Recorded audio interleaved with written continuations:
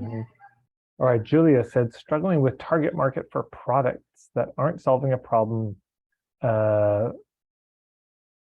Okay, so Julia, can you tell us about the product? Yeah, so I don't even particularly like they're a product to sell retail, but they're not a specific product. So I'm a textile artist and I create items, right? I do have one chunk that is like yoga products. So that's easy. That like I make meditation pillows. That is an easy one to market. But then I have things, and I'm specifically thinking online. Yeah, okay. Like baskets and vessels and scarves, which don't particularly, like when I hear about and watch your videos and other marketing about like what's the issue, right? That middle, they're not really solving a problem. They're for people who want to buy something nice for themselves, right? And I do, the selling point of them is they're handmade and they're all dyed with plants, right? So I have all these kind of weird target market groups. Yes, exactly. I don't know how to find a way to market these pieces online. Okay, I've got your back. So first of all, because you're in the membership, yeah? Yeah. So there, if you just type in like products marketing in the membership, I think, let me here, maybe I can even find it for you, but also on YouTube, for anyone who sells products or you know somebody who sells products, it is a different thing than selling services. So here's my playlist, there's 14 or so videos there. But okay, so this is a good chance to sort of bridge into the shameless plug around the membership. But first, let me answer the question. So the screen share on this.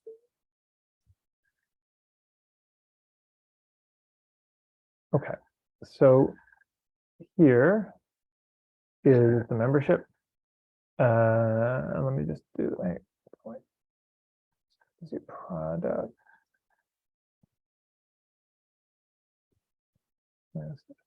Product marketing. Okay, so that's what you want to look at. That'll be helpful. The other ones I'd recommend is in the hub marketing semester. The semester number 4. Hub marketing is mostly your thing. That's the main thing to focus on. You've already got the niche.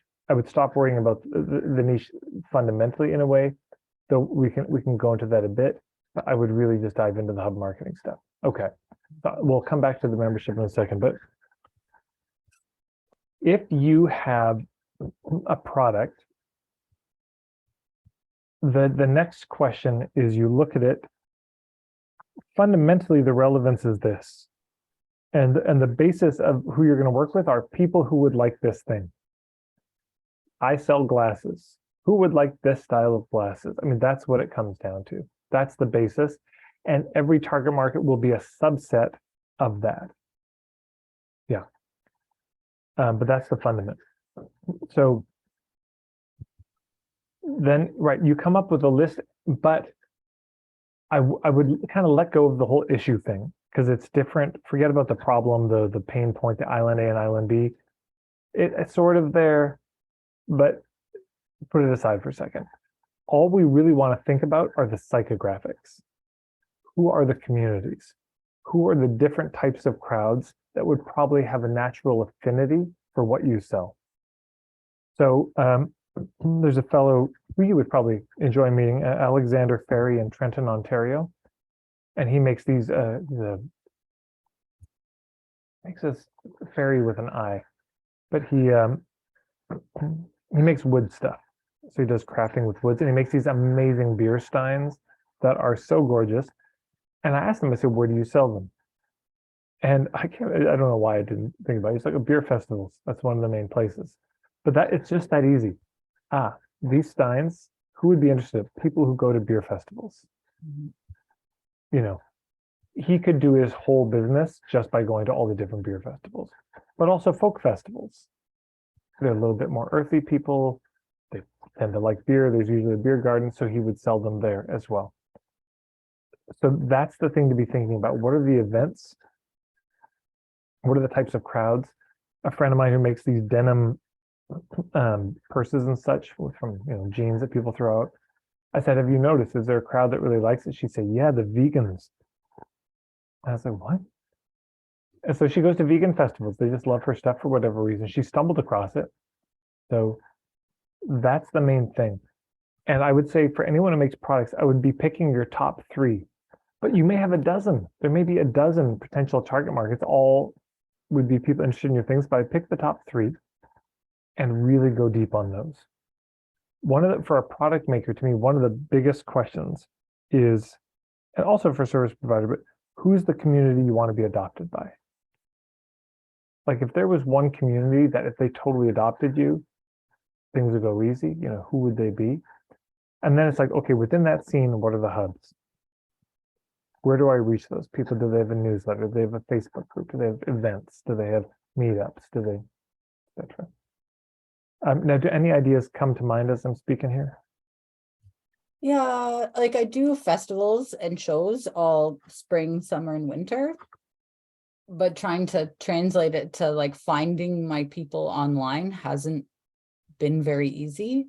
So I'm hearing from you, like trying to think about it more, like finding where the people who go to those types of things, where they are online, like Yeah. finding them there. I don't know why I didn't think about that. But yeah, right. So that would be, and then letting go of I'm glad you said that, because that has been my marketing for the past 5 years. People are like, what problem? I'm like, I don't, there is a problem. No. They solve. I mean, yes, we could say there's a problem and like they don't want to buy shitty mass-made fast fashion textiles, but it's like we get it. That's sort of Yeah. for a product. The difference is if you have a product, I get to see it and hold it, and I know immediately if I like it. If you have a service, you can't do that, can you? You can't just give them something to look at and hold. So we have to use our words. Whereas with a product, they've got the picture that's worth 1,000 words. So it's a little harder with a service, or it's just different because you're selling the invisible. This is a different thing to sell. So where do these people hang out online? And it's worth looking at your past clients and your best clients, the ones who've spent the most money, the ones who keep coming back. Like, are they Waldorf families? Are they into ancestral healing work? Are they into, and I would also just ask on Facebook. And actually, let's do a little brainstorm for you here too. But you could ask on Facebook, you come to one of the mentorship or membership calls and ask. But it's like, here's what I do. Who do you think would be interested? What kind of crowds or communities? Now, do you have any of your work you can show us right now that you can just? I do, because I'm in my bedroom, which is also my photographing studio. So there's a basket. Are you kidding me? So this is, and I do like all hand dyed cord with plants, right? So like I also teach this, which is easy to market because I'm just like, you want to learn how to do this, but selling online. So that is one of them, one thing. Okay, do you have anything else? I have scarves. And what are those made out of? These are organic cotton. Did you weave those yourself? No, I sew them and I dye them with, let's see. With plant stuff. With different like leaves. So I teach eco printing and dyeing with like local plants.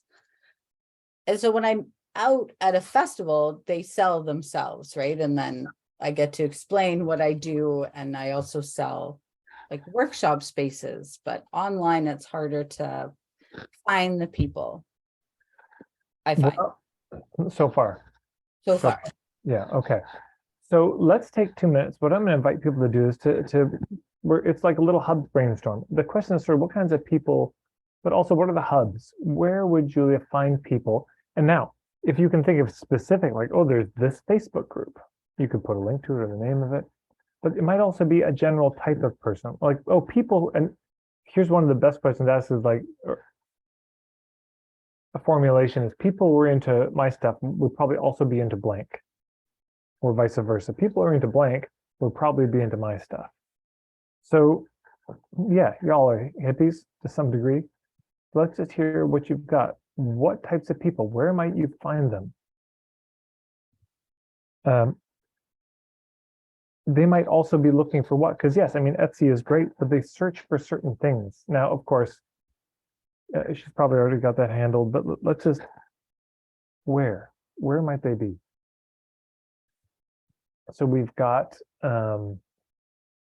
right, other artists and crafts people, but not all artists and crafts people are going to be as good a fit. So we'd even want to hone that. Spiritual communities interested in earthy stuff, yeah. Plant products, organic farming, farmers market people, retail galleries that show textile, clay artist work, self-sufficiency groups who are also into organic farming. Yeah, homesteading, online homesteading groups, eco-villages, environmental activists. Right there, right, YouTube videos. Okay, but that's not a hub. People are into yoga, right? People, artist-run centers. So artists, other artists in general, mom groups, but also the particular kinds of mom groups, co-ops, retreat centers, spiritual eco-villages, with forager accounts, wild crafters. Right now we're talking, because then you think, okay, people who are into foraging and wild crafting would probably be interested in my stuff. So where are they? What are the hubs? You know, if you come across a group and it's like, oh, those are my people, then it's just mapping out the hubs. Where do they gather? Is there a Telegram thread? Do they have gatherings? Oh, of course they do. So of course you can go there, but there's also people within those scenes who are bigger hubs. Are there newsletters? Are there other people reaching them? So there might be people teaching courses on homesteading and you reach out to them and say, would you be interested in featuring my stuff in your newsletter? Something like that. Podcasts. I mean, or a video podcast because yours is more visual, but there must be people who do these kind of interviews with people and you could be sharing your work and the importance of textiles, right? Folk music events and dances, high-end slow fashion, right? There are all sorts of online networks around slow fashion and people who are passionate about that. There are hashtags that get used. So if you're using those hashtags when you post stuff, those people are more likely to find you. Right, Healing Institute, yoga teacher trainings, massage therapist schools, annual fairs. You know, it's another kind of thing as a market is you could also offer your things as gift packages that people could offer their clients. Oh, that's a good idea. So, you know, you reach out to maybe it's a yoga teacher training and you say, look, here's a unique gift that you could offer everyone who does your yoga teacher training. You know, a basket or a scarf or whatever it is, or people who run courses. But that's something to think about, is not selling directly to but it's a bit more wholesale. Like this is a, yeah, this is just a literal gift basket, including the basket that you can be buying to give to people. I think about, there was a company called Booty Baby my friends did for years, and it was a gift box that you could get for new moms, and it had coconut oil and like raspberry leaf tea, I think, and organic cotton wraps. It was just all the cool stuff. So you have a hippie friend who just had a baby. I'm like, what do I get them? Just get them one of these boxes, and it's all been vetted already. So I could see that potentially, but then it's just maybe you're marketing to the individual, maybe you're marketing to the friends of those individuals or other people in those communities, or maybe you're marketing to a little one step up to people who might want to buy it as a thank you in some way. Yeah. Right. Contact improv people, homesteading, yeah, got that. Dance communities, art associations. Okay, so these are great. So that's the next step, is to really just think, okay, who are all these scenes and communities that there would be some resonance and some interest? And then you just kind of map them out. And there's, for everyone who's trying to map out hubs, there's a lot of ways to do it, but here's one. You have a, two axes, yeah, up and down and side to side. The up and down axis is how connected to that community am I? A 10 out of 10 is like, I'm a big name in that scene. Everybody knows me. I know everybody. And then the side to side is, how passionate are you? Like, how much do you love this community? Because it's possible, like, I love the local food farming community and homesteading. I love it. I'm not in it really. I love the permaculture thing. I've never taken a permaculture course, but I love them. So, it's like, how in am I? I'm like a 3 because I know some of the big names, but I'm like a 10 on how passionate I am about it. Yeah. So I would make a list, first of all, and then you just start plotting them in the chart. And of course, what you're going for is this quadrant here. You're pretty connected and you're passionate about it. And you could do a Venn diagram and who has money too, because some of these are just tend to be fairly broke people, but yeah. But so that's what I would work on. That's the homework, is really dig into the hubs or scenes or communities and pick the top 3 categories. Yeah.